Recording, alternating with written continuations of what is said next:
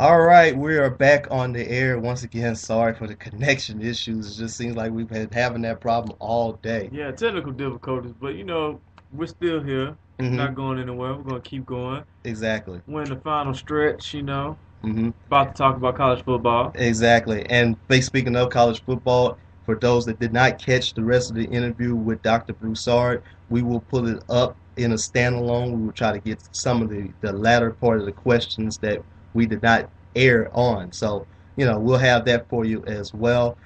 We have some big news first before we get into the college football. Bobby Valentine's fired by the Red Sox after just one tumultuous season. I And mean, you saw it coming. The writing was on the wall all year. All year, people. The writing was on exactly. the wall. And I don't want to say it was a knee jerk reaction Hmm. because, like I said, the writing was on the wall, but I think it should have been done mid season at best. Right. Red Sox, they're a proud franchise. This is a down year. Hmm. Hopefully next year, things will be up. All I gotta say is who's next? Like who's gonna fill that void? Well, they are. I looked at this. They already got some ideas of who they probably want to have as the candidates who they want to have as their coach. But whoever is going to be the manager there, they have to know that this is a pressurized situation. I mean, Boston is a very loyal baseball town. But if you don't do well, they'll turn on you that quick, man. Oh yeah, they will. I mean, look at Big Poppy, man. He went from hero to Hmm. now steroids, his heart in it. I mean, Boston's a madhouse now. Hmm. I hope whoever comes in can restore order and restore, a better rotation. Right. Because man, it's just been brutal this year for them. And Hmm. we've gotten so used to seeing Boston be dominant, Boston be a top team now Right. that it's weird that we're going to the playoffs And we don't with see them. Boston. Boston's not there. It's Exactly. odd, So hopefully next year things get Hmm. turned around. I gotta say, man, Theo's probably smiling. He's probably in Chicago right now, kind of like, man, hey, I'm glad I got out of there. Hey, but you know what? He will be even more smiling and within probably like a few years if he can get the Cubs to win a World Series for the first time in like 100 years. Let's not get ahead of ourselves. Okay, okay, I think okay, we should okay. be a little bit more All, patient. all I've been a right. Cubs fan since Rookie of the Year. Mm-hmm. That movie made me a Cubs fan. Sammy Sosa, that was just a cherry on top. These last few years have been pretty hard, Yeah, but exactly. hopefully, we got Theo there. We're getting better pitches. Mm-hmm. I wish that we never. Oh God, I hate those Dusty Baker Mm-hmm. years because we ran through some pitches, Oh man. yeah.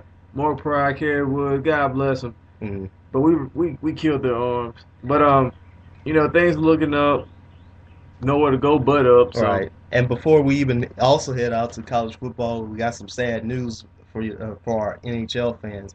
The first 2 weeks of the season have been canceled. gone after such a great season last year. Mm-hmm. Great playoffs, with the Kings and everything. Got a lot of new fans, a lot of new people. The NBA lockout actually brought new NHL fans. Mm-hmm. So it's very disappointing to lose that momentum.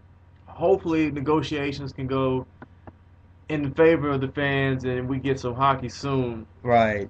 Because I was probably one of those people that was saying that if the NBA lockout was going to last a little bit longer, I probably was going to watch a little bit more hockey. And I started to watch a little bit more hockey. Right. And granted, I'm not a hockey nut. I don't I don't watch hockey all the time and stuff, but I especially love it when the playoffs happen. And Right. when the playoffs hit, and it's just amazing. You get the chance to see hitting, everybody trying to It's fight for the it's cup. the energy. It's the energy, and it brings casual fans. Right. I mean, I don't have an affiliation. Maybe I would be like, I don't know, maybe a Dallas Stars fan. I don't know. There's a lot of teams that's there that that can catch my eye. But then again, hey, I mean, it's just the energy. I Right. mean, they really put their heart and soul into this game, and you really hope that they don't lose another season because of it. Because, I mean, you just hate to see that. You Yeah, just you hate hate to to see see that it. in any, professional sports entity. You don't want Hmm. to see the people lose jobs, lose money. Even though it's not necessarily America's game, it has a strong following here. Hmm. So we hope they clear that up. Hope we can get some hockey on the ice, get the ratings back up. Right now, we'll talk about a little bit of college football.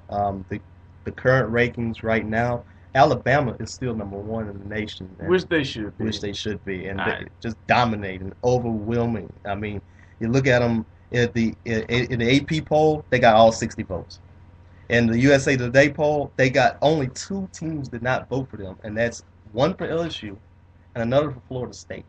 But in my eye, Alabama is just really, they're just the most dominant team in college football right now. right, and they haven't even gotten into the meat of their schedule yet, Mm-hmm. but they've handled business. They've beaten the teams that we've expected them to beat, and they've beaten them handedly. Mm-hmm. And right now, they're putting up more impressive games than other teams. Mm-hmm. Oregon, they're okay. There's, the speed, but they're in the Pac-12. They haven't really played anyone yet. Right. LSU, solid team, good Mm-hmm. defense, great running game. Haven't played anyone yet. Right. Struggled a little bit with Towson. Mm-hmm. We expect them to blow out. Florida State.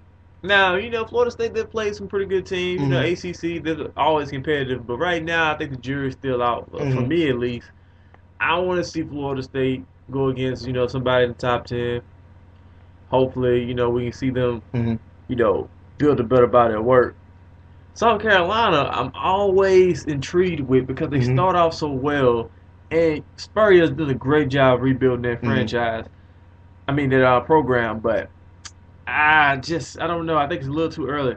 Georgia and South Carolina is going to be probably the game that decides who comes out the East. Mm-hmm. But my feeling is another one team that's really caught my eye especially last week, West Virginia. I mean, that game against Baylor was just, man, it just seemed like it was a basketball game, wasn't it? Yeah, it felt like an ACC game. Mm-hmm. But Big 12 defenses aren't very good. Mm-hmm.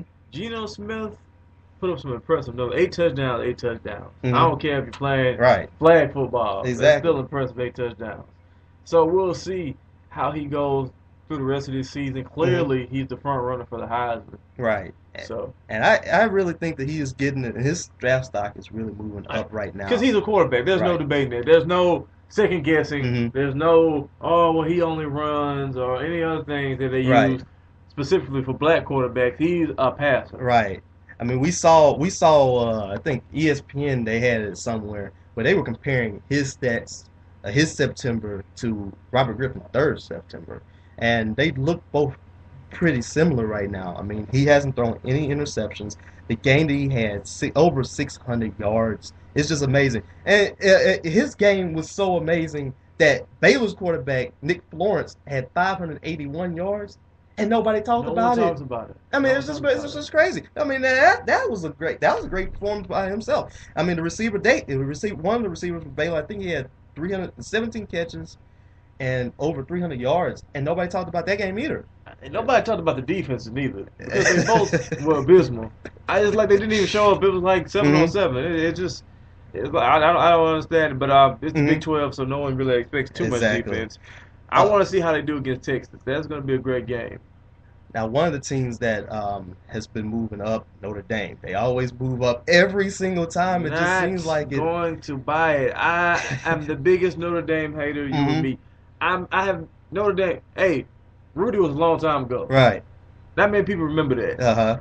I'm not buying it, man. I'm not buying. I love the defense. I Mm. love the linebacker.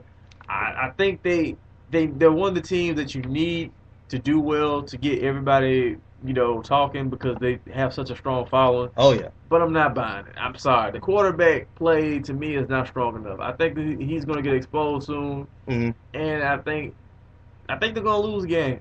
Oh yeah, it's bound to happen. It's bound to happen sooner or later. I mean, you got Stanford on the schedule. Right. Stanford is a good team, even though they just lost to a pretty good Washington team. Yeah. Stanford is a team that they beat USC, and Stanford is no joke to play around with.